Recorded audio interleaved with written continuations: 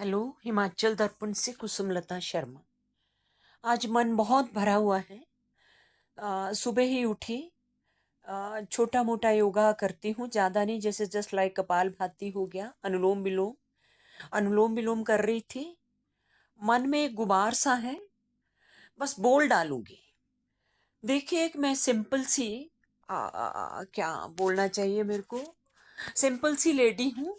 Job की retire हुई। Retirement के बाद एक मोहनलाल कौंडल है, खुल करके बोलूंगी। उनका मेरे को फोटो लगाने नहीं आता, लेटेस्ट टेक्नोलॉजी में इतनी मैं माहिर नहीं हूँ। मेरे को चीट किया, मेरे रिटायरमेंट के 31 लाख जो है उसने ग्रैब किए। मेरे पास प्रूफ था, कोर्ट में गई तो 2018 1 जून 2018 से मैं कोर्ट में केस जो फाइल किया था, 138 अंडर निगोशिएबल इंस्ट्रूमेंटल एक्ट, वो जेल में चले गए। अप्रोक्सीमेट 1.25 साल जेल में काट करके बाहर आ गए।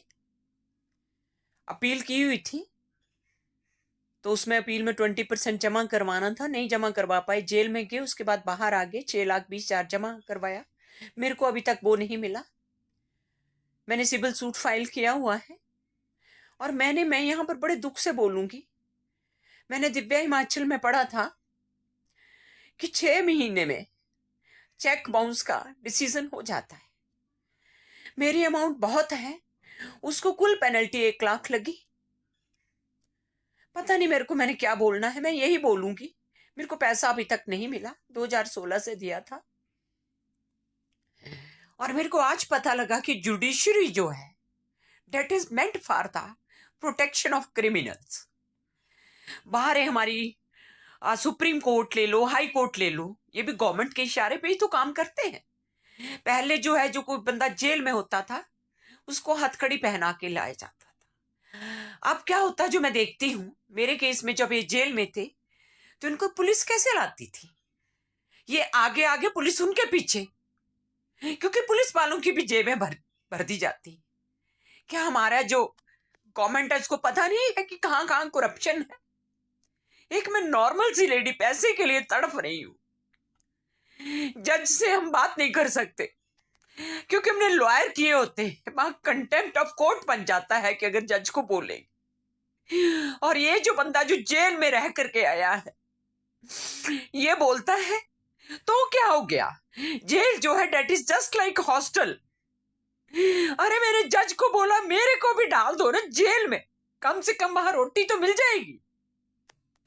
इस टेंशन में मैं 11 महीने से, मैंने ऊपरी मंजिल से, मेरे से इस टेंशन से छलांग लग गई। मैंने जज के आगे रो रो करके बोला। एक प्रतिभा नेगी जज थी जिसने बोला था कि मैं 3-4 महीने में तेरे को जेल में ठोक दूंगी, तेने एक लेडी को ठगा है। ये हमारा इंडिया है। डॉक्टर की बला से पेशेंट मर जाए, जज की बला से जो है जिसने केस किया वो हार जाए, जो जिसके अगेंस्ट किया होता है, दोषी जो होता है वो आता नहीं है कोर्ट में, चीख चीख करके आदमी की डेथ हो जाती है और उसको कफन में लिपटा करके जला दिया जाता है। ये हमारा सिस्टम है। मैं चीख चीख के बोल रही हूं कि मेरे को भी जेल में ठोक दो, मैं बहुत परेशान हूं। मेरे को भिखारी बना दिया। एक जो पहले पीएम था उसने झूठ बोला कि मैं क्लास 1 गस्टेड ऑफिसर हूं। चीख चीख करके मैं जजों के आकर के चिल्लाती रही, किसने पूरे सोलन को ठगा हुआ है। किसी को किसी से कुछ नहीं लेना देना है। मैं यहां पर अपना फेस नहीं डालूंगी, मैं फेस नहीं डालूंगी। प्लीज इस वीडियो को वायरल करो ताकि मैसेज जो that should go in the society कि कोर्ट में मत जाओ, कुछ नहीं होने वाला। ये हमारा हिमाचल है। पंजाब में अगर वो बंदा होता तो उसका आज तक कत्ल हो गया होता। आज मैं इसलिए इमोशनल हुई कि आज मेरी फिर कोर्ट की हियरिंग है। मेरे जूते घिस गए, मैं खाना नहीं खाती हूँ। मैं एक एक तारीख का मेरे को इंतजार रहता है। मेरे जज को भी बोला कि एक बात बोलूं, बोले बोलो। मैंने बोला क्या बताएं शर्मा जी, हमें इस तारीख का शिद्दत से इंतजार रहता है। आंखों में आंसुओं का सैलाब भरा रहता है। आपको तो आंसू दिखते ही नहीं है, हमें तो बस अगली से अगली तारीख का इंतजार रहता है। जज ने बोला, बड़ी टैलेंट हो। मैंने कहा, इसमें टैलेंट की बात क्या है, ये तो मैंने 2 मिनट में अभी जो 4 लाइनें जोड़ी। जज हंस रहे थे और मैं अंदर से रो रही थी।